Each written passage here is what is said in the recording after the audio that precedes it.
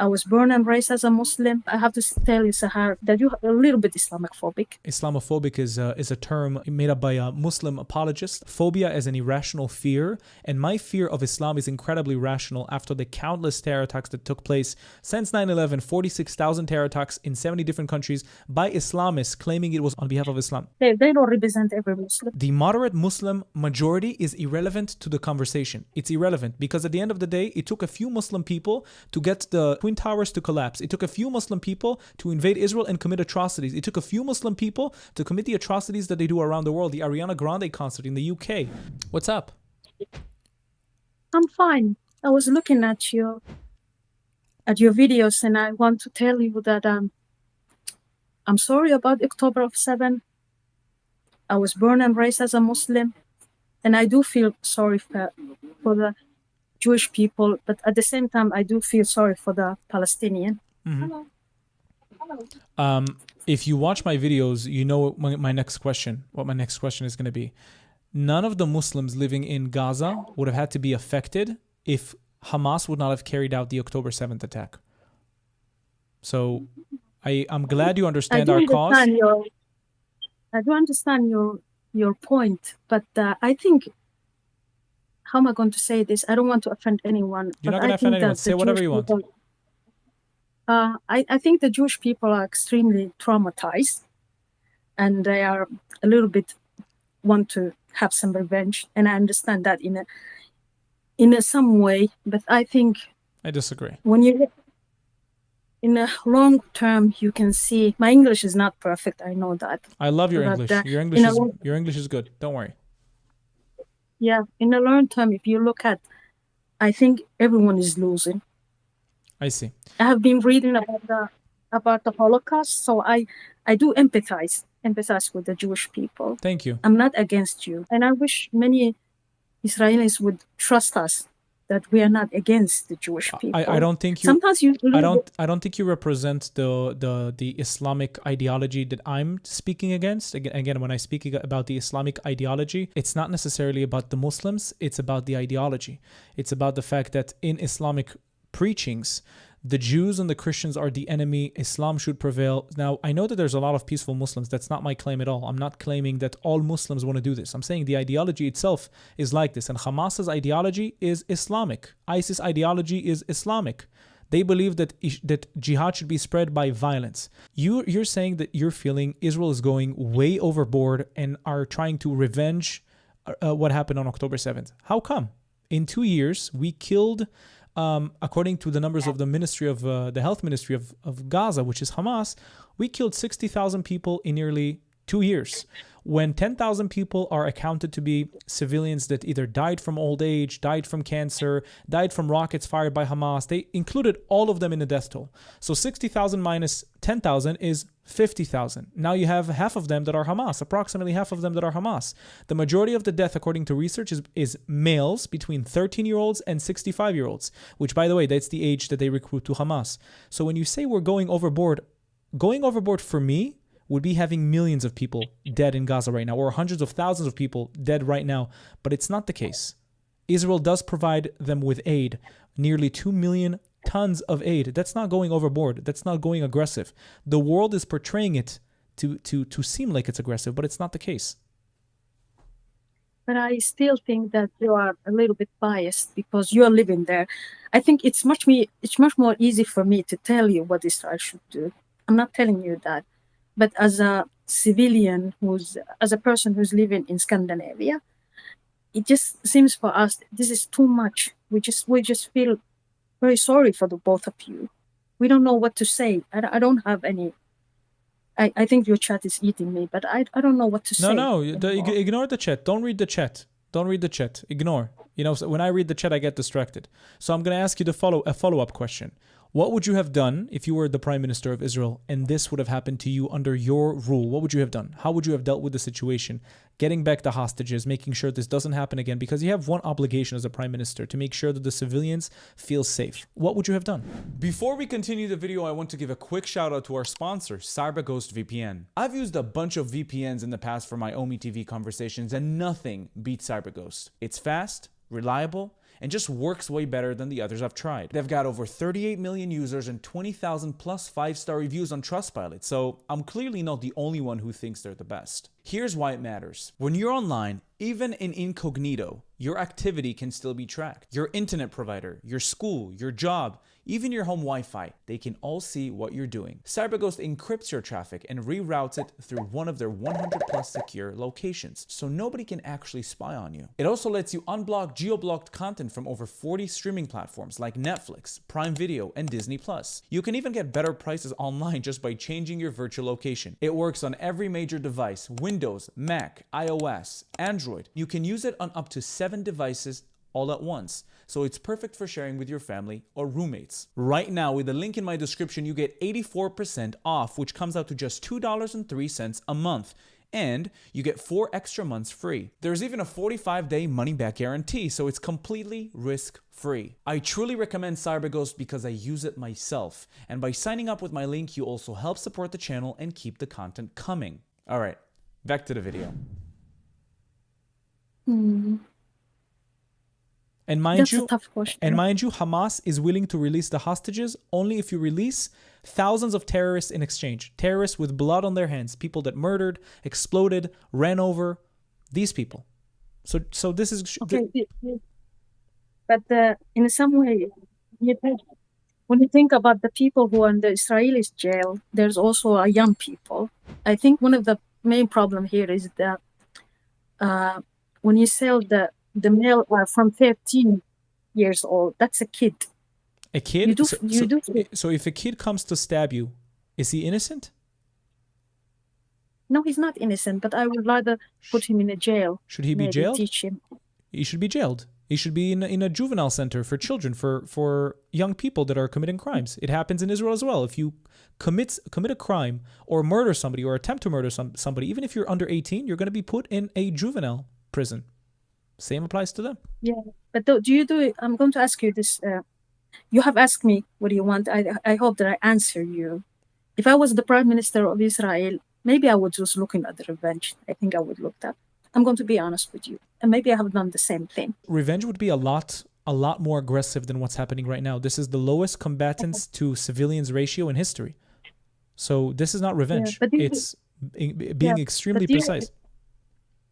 Yeah, but do you understand the people who feel sorry? If you're seeing the footage that you're seeing with no context, then yes, I do. But you have to realize that people die as a cause of war all the time in many places around the world. Yet I don't see people shedding a tear over the children in Sudan or over the children of Yemen.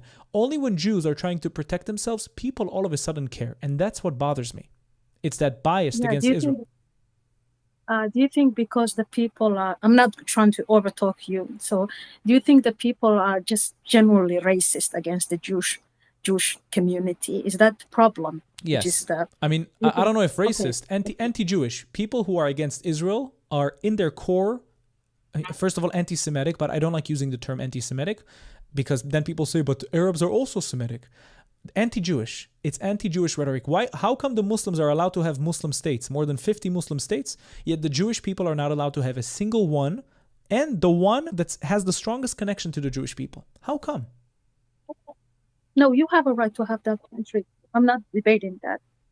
Beautiful. I think everyone who has a mind can agree about that. But still, I have been reading about the Holocaust. I think that's why I'm trying to control myself. I'm not going to be against or for. I don't know what to think. I think we need the two-state solution. Still, we need that. I think Israel have to also have to forgive have to give the Palestinian a chance. And I think the Jewish people also need to see many Muslims who have empathy, who understand you, that you have been traumatized, because I think there's also the trauma around you. You don't trust anyone. I think the people have to read about that so they can understand why the Jewish people are feeling all the time unsafe. I feel like that you're feeling unsafe. You don't trust us. You don't trust if a Muslim tell you we're not against you, we want a solution. And we don't think that the killing the Palestinians is not okay. It's making us feeling uncomfortable. Yeah, but the killing Israel also has. Israel also has the right to exist. There's many Muslim countries who make the peace agreement with you, that you're a little bit Islamophobic. I don't believe in that term. Islamophobic is a term made up by a Muslim apologist. I don't believe in that term. Phobia is an irrational fear, and my fear of Islam is incredibly rational after the countless terror attacks that took place since 9/11, 46,000 terror attacks in 70 different countries by Islamists claiming it was on the name of Islam, on behalf of Islam. They don't represent every Muslim.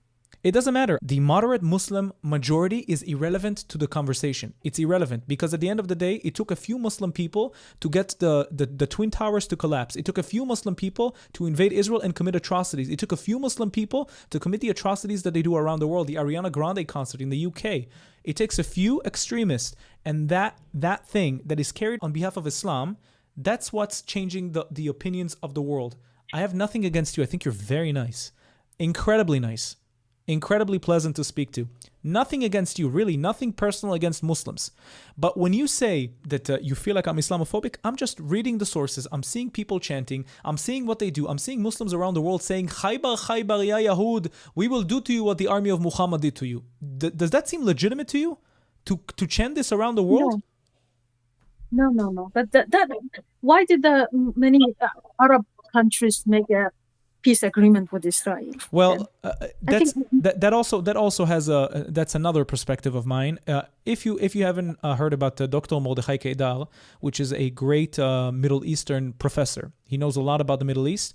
He believes that in the Muslim world, a lot of them rely on equating what's written in the Quran and the Hadiths to what's happening right now. So I don't believe these peace deals are here for eternity. These are temporary peace deals, and as long as Israel is strong, these temporary peace deals will be eternal. Have you ever heard about the Hudaybiyah Treaty? No, I'm not sure. I'm not good at the religion. I think I'm all good. Just to explain to you, the Hudaybiyah Treaty was a treaty between Muhammad and the Quraysh tribe, the Meccans. It was a treaty signed for 9 years, 9 months, and 9 days. After 2 years, when Muhammad saw that the Quraysh tribe was weak, he backstabbed them and broke the deal.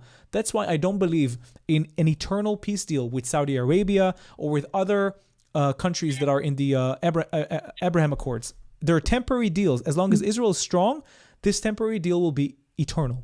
Okay, I'm so sorry about that. I don't know what to say anymore. I wish you the best. You're very nice, and you have good eyes. You know, I can look at your eyes and I can see that you have good eyes. Again, if I have said something to offend you, it's nothing against you. Really, nothing against you.